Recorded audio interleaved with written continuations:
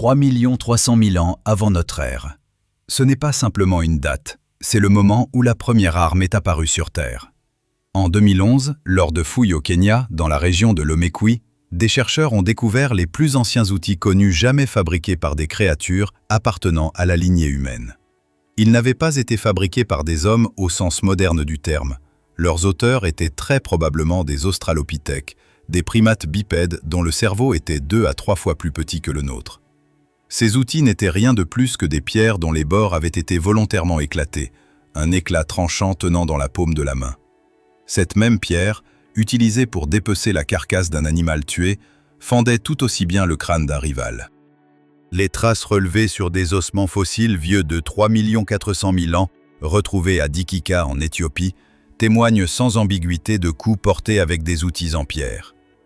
L'archéologie expérimentale l'a confirmé, une telle pierre tranche facilement la peau, brise les os et ouvre la boîte crânienne. Aucune arme spécialisée n'existait encore, seule la pierre existait, celle-là même qui se trouvait sous les pieds. Pendant près de 2 millions d'années, elle est restée le principal instrument de mise à mort sur la planète. 300 000 ans avant notre ère. Allemagne, site de Schöningen. Des ouvriers d'une mine de charbon tombent sur d'étranges objets en bois.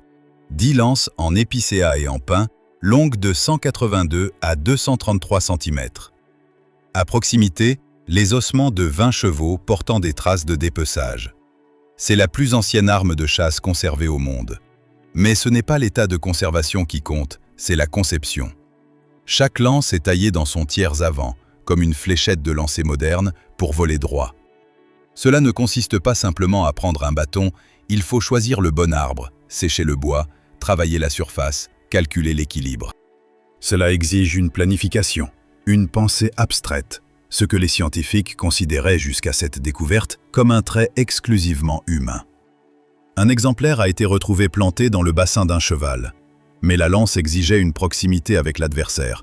Le chasseur devait s'approcher tout près, ce qui était mortellement dangereux. L'étape suivante de l'évolution des armes allait précisément résoudre ce problème. 10 000 ans avant notre ère. La fronde. Un morceau de cuir, 2 cordes, une pierre. Un instrument qui, entre des mains habiles, se transformait en une arme plus terrifiante que la plupart des gens ne peuvent l'imaginer. En 2005, des chercheurs ont mené une expérience en Écosse en étudiant les vestiges de l'assaut romain contre la colline fortifiée de Burnswark.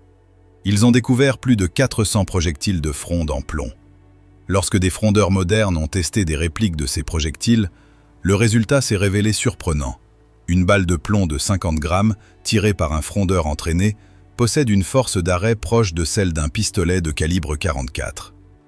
La portée dépasse 400 mètres, et un frondeur entraîné touchait avec assurance une cible de la taille d'un homme à 130 mètres. L'armée n'avait pas besoin d'arcs coûteux, ni d'ateliers spécialisés. Les projectiles se trouvaient directement sous les pieds. La fronde a démocratisé le combat à distance. Tout berger entraîné depuis l'enfance devenait un soldat opérationnel. L'historien du 1er siècle, Tite-Live, rapportait que les habitants des îles Baléares apprenaient à leurs enfants à manier la fronde dès l'âge où ceux-ci commençaient tout juste à marcher. On ne donnait à manger à l'enfant qu'après qu'il avait abattu sa nourriture d'un tir à distance. En Grande-Bretagne, les fouilles de la forteresse de Maiden Castle ont mis au jour 22 000 pierres de fronde préparées à l'avance, 22 000 au total. 678 après Jésus-Christ. Constantinople. La flotte arabe bloque la ville depuis la mer. Cette flotte est immense. Les historiens la considèrent comme l'une des plus grandes forces navales de l'époque. La victoire semble inévitable.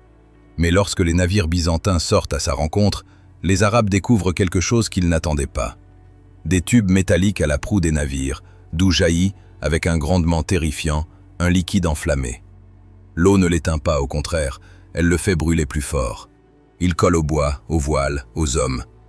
On ne peut l'éteindre qu'avec un mélange de vinaigre, de sable et d'urine. La flotte arabe est anéantie. C'est le feu grégeois. Il a été inventé par un réfugié syrien nommé Kallinikos d'Héliopolis, arrivé à Constantinople vers l'année 668.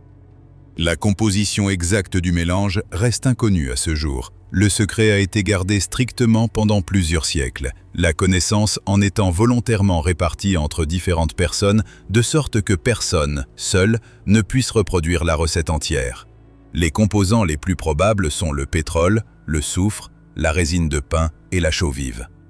En 814, les Bulgares se sont emparés de la ville de Messemvria et ont pris comme trophée 36 siphons ainsi que des réserves de la substance elle-même. Mais ils n'ont rien pu en faire. Sans la connaissance de la technologie, l'arme se transformait en un chargement inutile. Le feu grégeois a été utilisé par l'Empire byzantin pendant plus de 7 siècles. Les chercheurs estiment qu'il a permis à Constantinople de résister à des dizaines de sièges et a prolongé l'existence de l'Empire de plusieurs centaines d'années.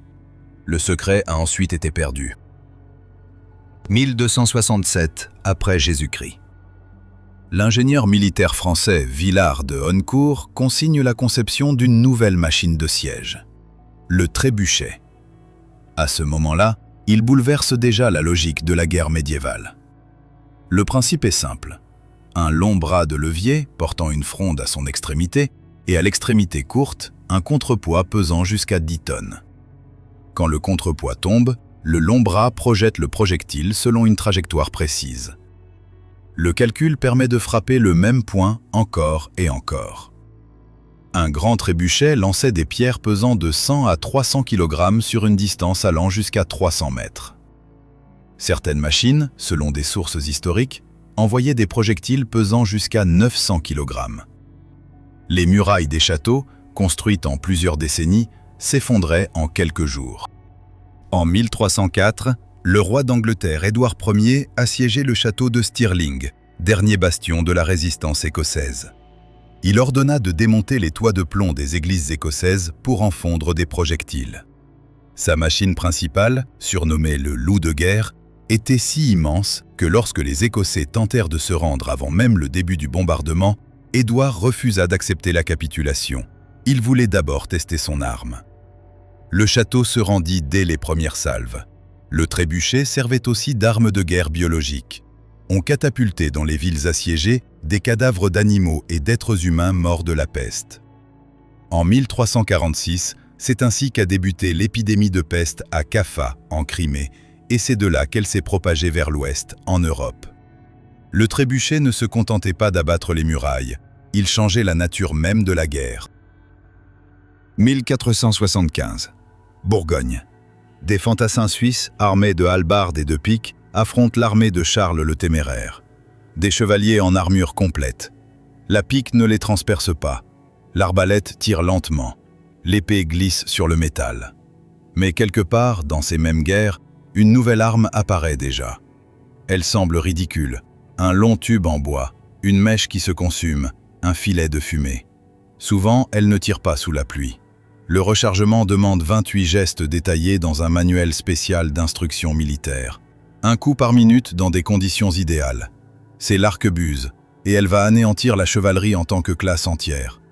En 1514, l'armée de l'Empire ottoman, 12 000 arquebusiers, affronte l'armée perse du Shah Ismaïl. Les Perses attaquent selon le style traditionnel, cavalerie, arc, sabre. Le résultat se révèle si catastrophique que le Shah lui-même n'échappe à la mort que par miracle. Quelques années plus tard, la même histoire se répète avec les Mamelouks égyptiens, pourtant parmi les meilleurs guerriers de l'époque. Leur chef, selon le témoignage des chroniqueurs, maudissait cette nouvelle arme, la jugeant lâche et indigne.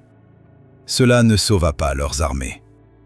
L'arquebuse a introduit un changement fondamental dans la nature de la guerre. Le combattant expérimenté a cessé d'avoir un avantage sur la recrue. On pouvait former un soldat au tir à l'arquebuse en quelques semaines, alors que l'archer s'entraînait pendant des années. Les armées féodales se sont désagrégées face à l'assaut de formations d'infanterie massive, où chacun tenait entre ses mains un tube chargé de poudre. Les armures des chevaliers, qui coûtaient une fortune et des années de travail à un forgeron, se sont transformées en un tas de métal inutile. 1809. Bataille de Wagram. Napoléon Bonaparte déploie contre les positions autrichiennes une batterie de 112 canons, davantage que ce que la plupart des armées de l'époque possédaient dans leur ensemble.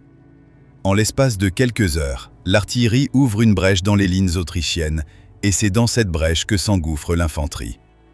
L'armée française, à Leipzig en 1813, a tiré 5 fois plus de boulets qu'à Valmy 21 ans plus tôt. Napoléon avait compris ce que d'autres commandants ne faisaient qu'entrevoir. L'artillerie n'est pas un simple appui à l'infanterie, elle est le coup principal. L'infanterie ne fait qu'occuper ce que le canon a déjà brisé. Il avait lui-même commencé sa carrière comme lieutenant d'artillerie, ce n'était pas un hasard. Au cours des 12 années de guerre napoléonienne, entre 5 et 7 millions de personnes sont mortes, selon différentes estimations, soldats et civils confondus. Aucune époque précédente n'avait connu une telle ampleur de tuerie organisée. Le principal instrument de cette tuerie était la pièce d'artillerie montée sur affût à roues, le boulet, la mitraille, l'obus explosif, selon la distance et l'objectif. L'artillerie a industrialisé la guerre. Les 100 années suivantes ne feront que développer cette direction. 1862, Indianapolis. Richard Jordan Gatling, fermier et inventeur de machines agricoles, se tient à sa fenêtre et regarde des soldats blessés être déchargés d'un train. Des hommes sans bras, sans jambes, la colonne vertébrale brisée. Gatling en vient à une idée étrange. Et si l'on fabriquait une arme si meurtrière que les armées deviendraient inutiles? Un seul homme en remplacerait 100. Moins de soldats sur le champ de bataille signifierait moins de morts. Le 4 novembre 1862, il dépose le brevet de sa mitrailleuse. Le premier modèle comporte 6 canons rotatifs montés sur un affût à roues. La manivelle tourne à la main. 200 coups par minute.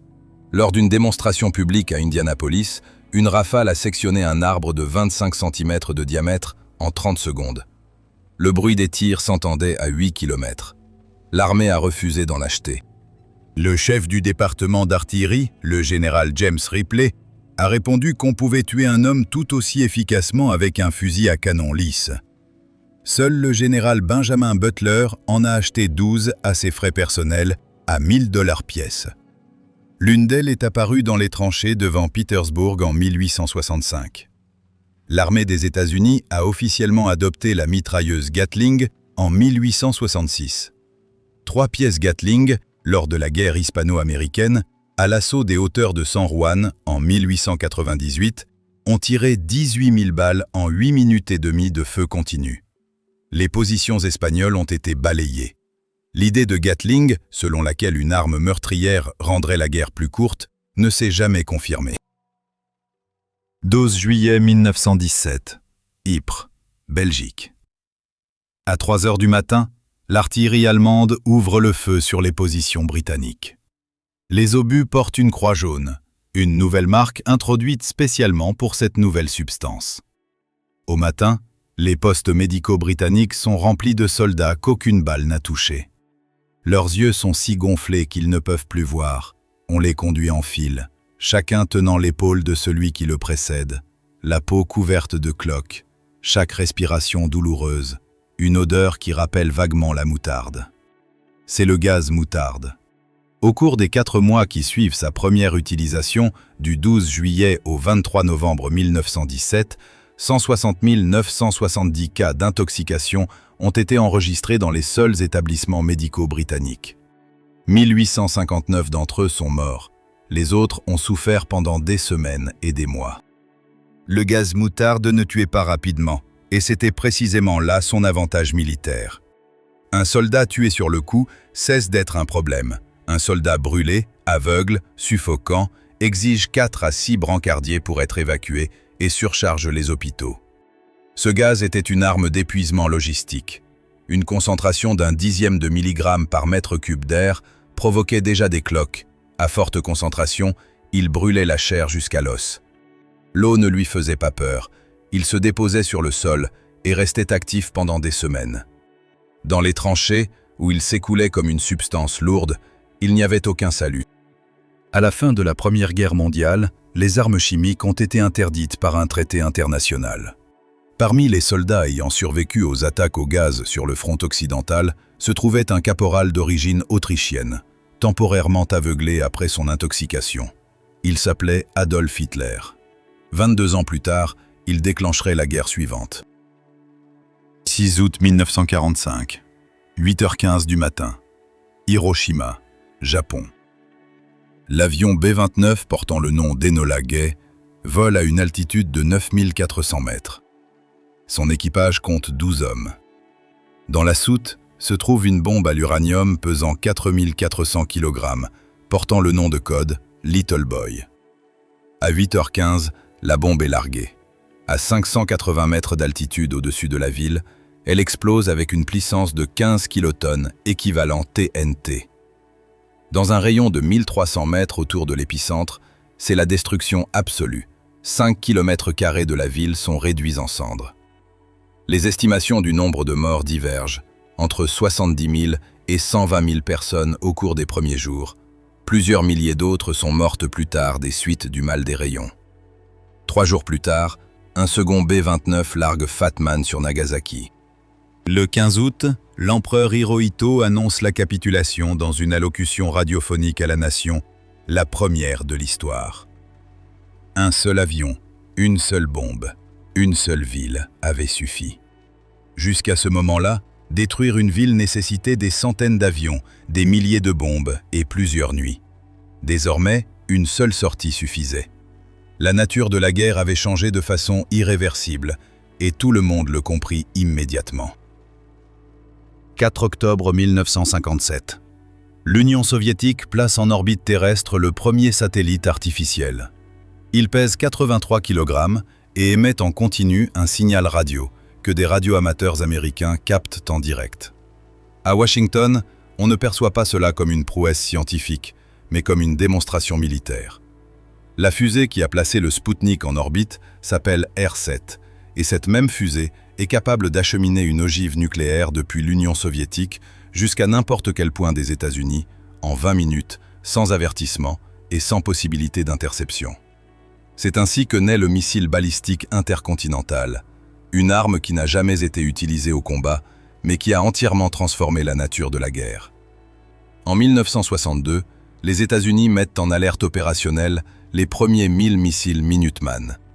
Ce nom a été choisi délibérément en hommage aux miliciens de la guerre d'indépendance, prêts à entrer au combat en 1 minute. Le missile, long de 18 mètres et abrité dans un silo en béton profond de 24 mètres, porte une ogive thermonucléaire d'une puissance de 335 kilotonnes, soit 22 fois plus puissante que la bombe qui a détruit Hiroshima. Le temps de préparation avant le lancement est de 30 secondes.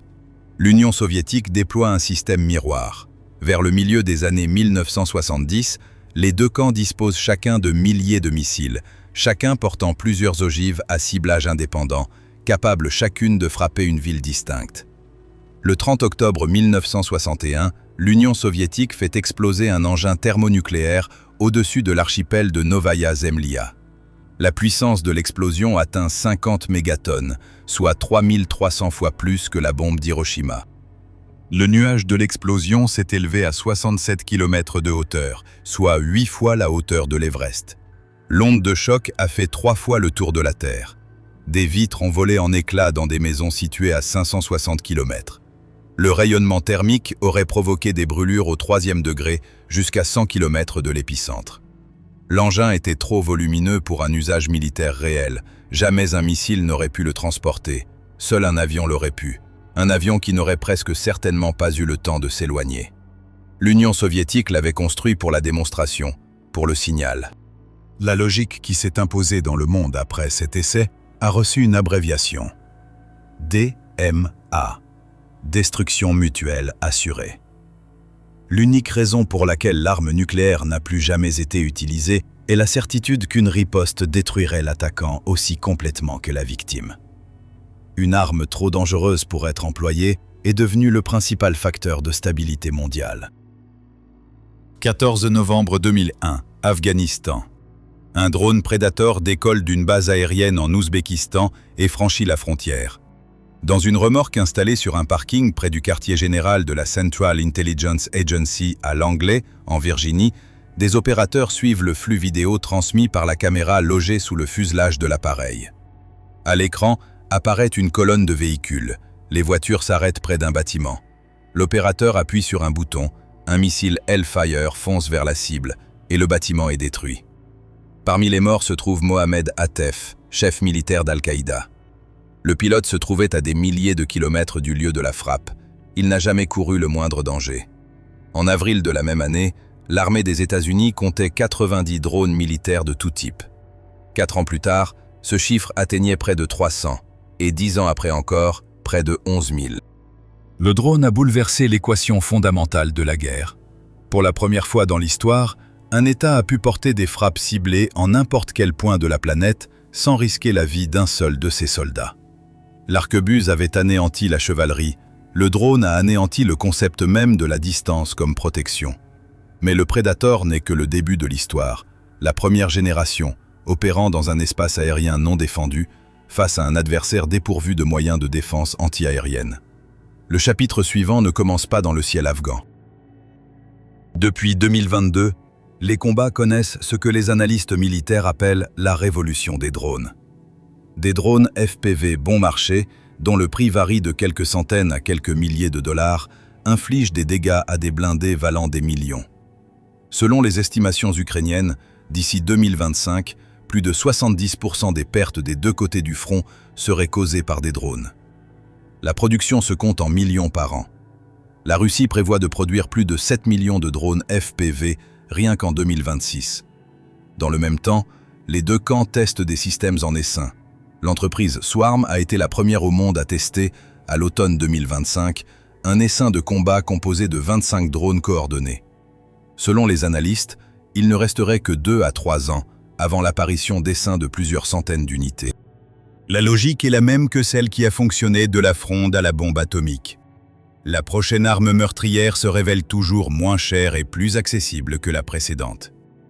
Le missile Hellfire coûte 70 000 $. Un drone FPV offrant la même capacité de destruction contre une cible non protégée coûte 100 fois moins cher.